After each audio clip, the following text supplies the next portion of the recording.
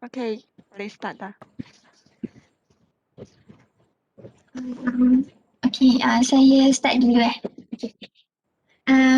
Kalau pada saya, pendapat saya lah, antara sebab kenapa kes peningkatan COVID tu berlaku, sebab yang pertama adalah sebab sifat kita sendiri. Kita yang sengaja ambil mudah pasal benda tu. Kita tak ikut SOP, kita tak pakai mask, kita still berkumpul ramai-ramai, kita still keluar. So itu merupakan salah satu antara punca peningkatan kes COVID sekarang. Yang lain ada tak apa-apa pendapat yang lain? Saya rasa sebab COVID meningkat sebab everyone macam mementingkan diri sendirilah. The sense of macam tak kisah. Macam for example kalau keluar, in the sense of orang tak fikir that it's a risk berisiko kan. So macam main keluar je lah. So that cause that orang macam mementingkan diri sendiri walaupun macam sakit pun still nak keluar. So that's one of the cause of peningkatan kes COVID lah. Anyone else? Siapa-siapa lagi tak ada pendapat?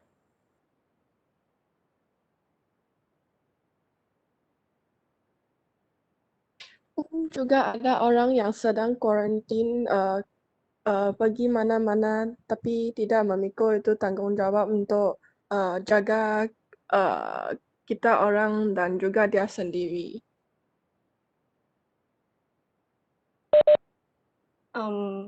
Tapi kan sekarang itu government sudah ada keluar itu vaksin COVID kan.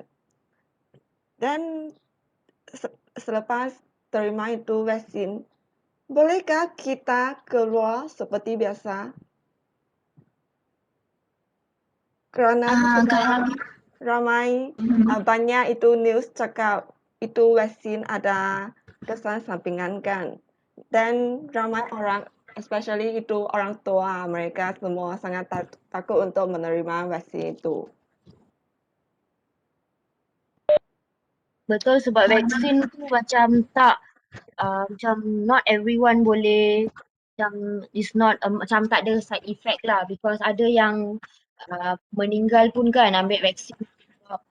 Walaupun you dah suntik vaksin, still consider kena berjaga-jaga jugalah. Tak semestinya kalau dah ambil vaksin boleh keluar rumah tanpa macam tanpa rasa takut lah.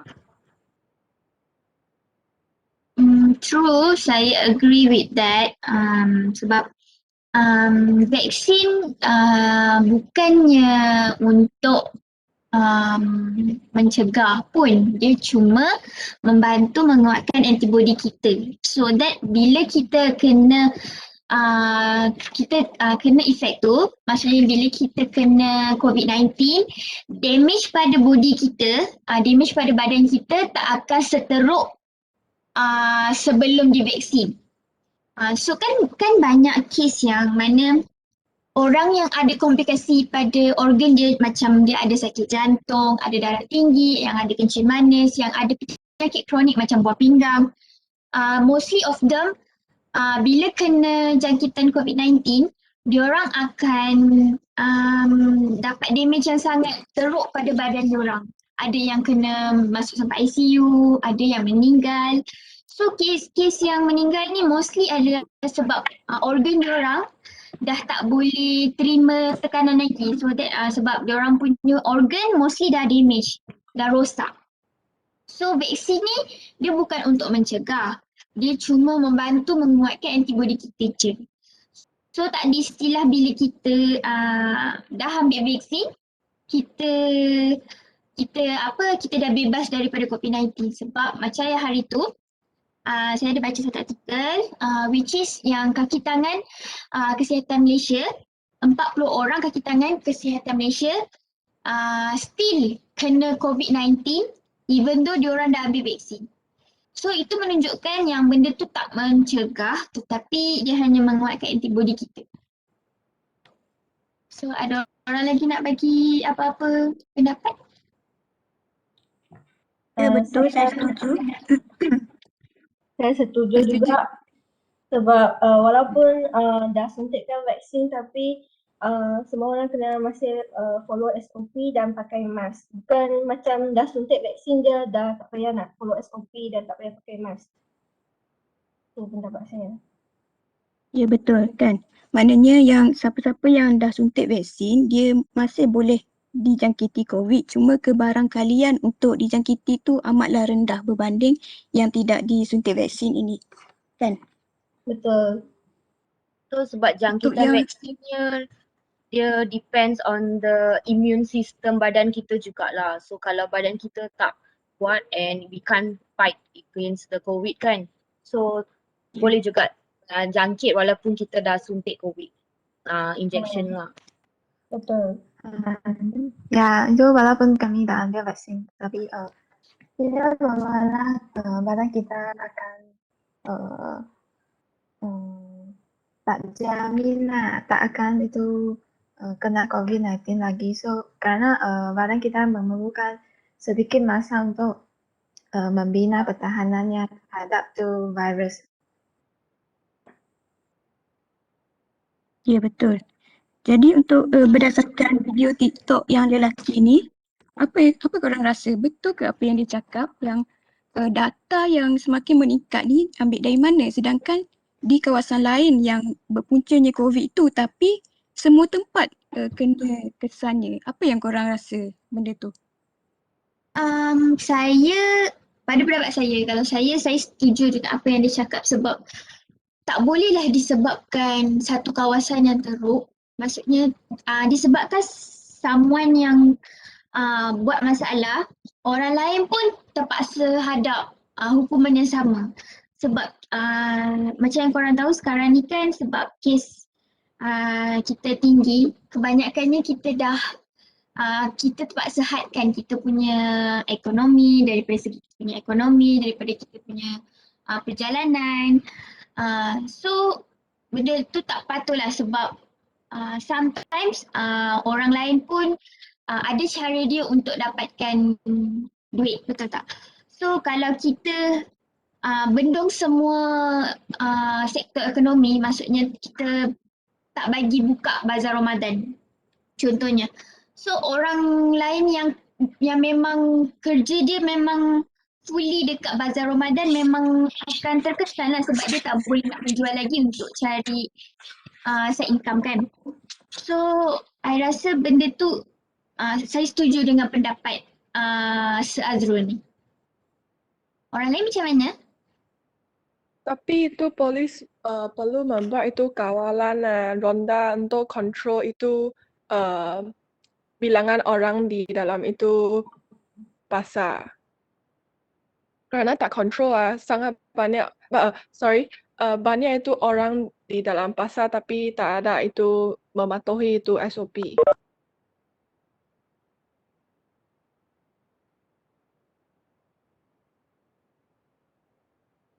Ya, saya setuju. Ada orang lain lagi nak cakap apa-apa tak?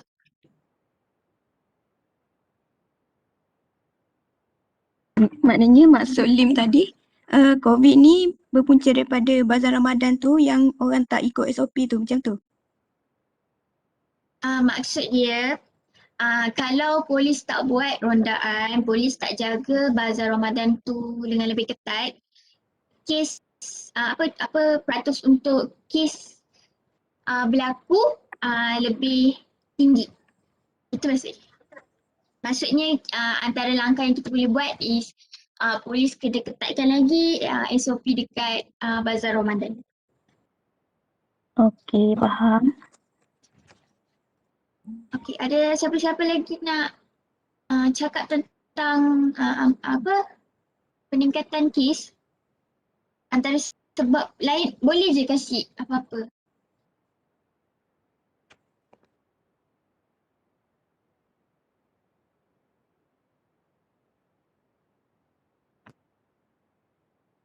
Sebab saya rasa yang tu sajalah sebab main thing peningkatan kes COVID ni disebabkan diri kita sendiri. Sebab kita tidak macam tak mematuhi SOP and then kita tidak macam ambil kisah lah pasal risiko-risiko. So that's the main cause untuk peningkatan kes COVID lah. Walaupun kerajaan atau mana-mana pihak orang macam mengetatkan SOP, macam the rules, I mean peraturan kan. Kalau kita ni tak nak ikut, so still COVID akan meningkat jugalah. That's what saya rasa pendapat saya.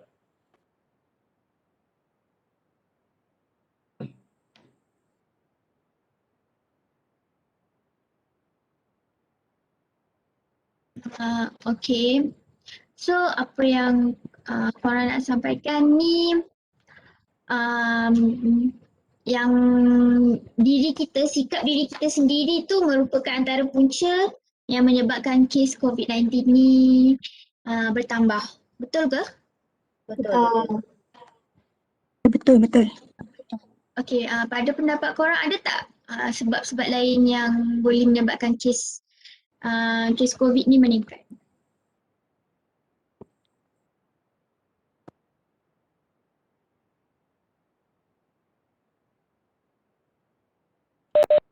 Saya rasa sebab itu kes COVID meningkat hanya disebabkan oleh itu sikap penting diri sendiri. Sikap manusia yang penting diri sendiri. Mereka hanya mereka hanya fikir about mereka sendiri sahaja. Betul. Saya pun setuju dengan tu. So, secara kesimpulannya untuk untuk peningkatan kes COVID-19 ni kita sebulat suara setuju yang antara sebabnya ialah sikap penting diri sendiri. Okey, bagi soalan nombor 2 yang mana tentang vaksin pula, apa pendapat korang tentang orang yang anti vaksin?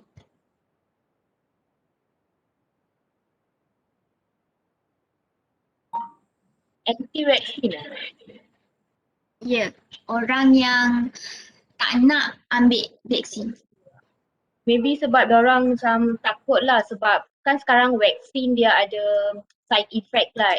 So macam kakak saya dia frontliner, bila dia suntik vaksin pun dia macam sakit untuk 3 hari tau. So maybe sebab tu untuk macam orang-orang tua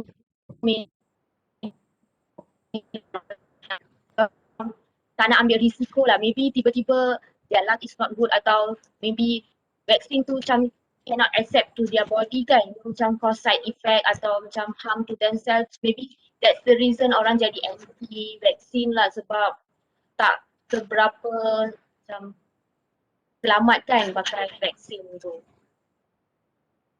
Okay, pada pendapat korang patut ke kita abaikan pengambilan vaksin disebabkan adanya side effect?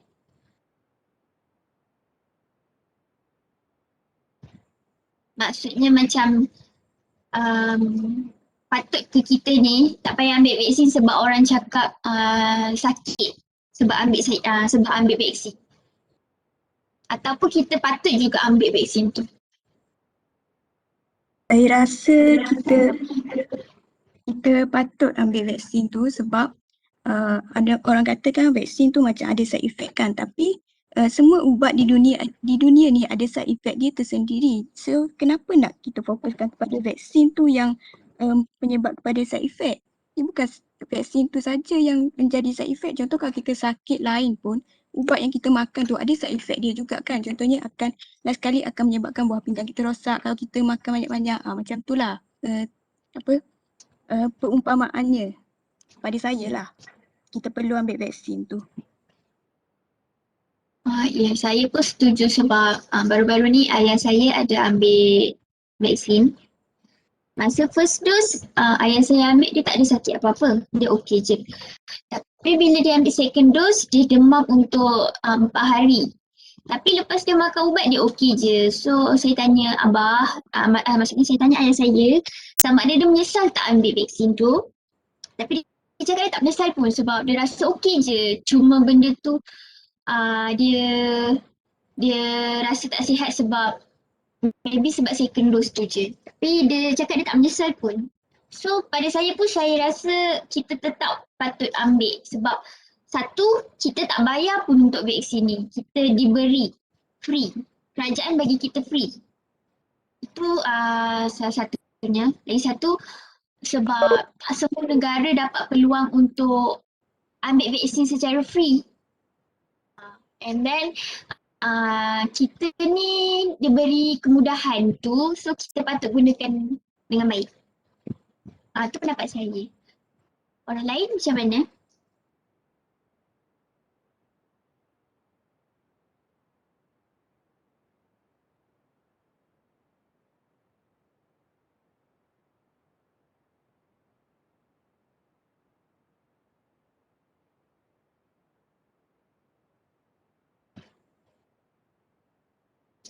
Ada siapa-siapa nak cakap lagi ke?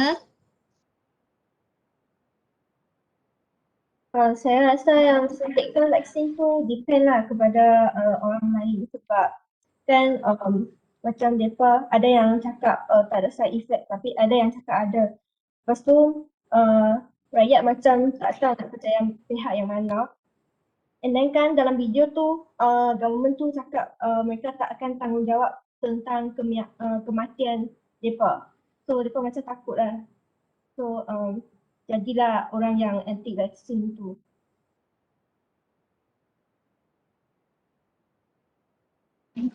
Okay. So majority sokong untuk pengambilan vaksin ataupun tak? Kalau saya sokong. Saya sokong.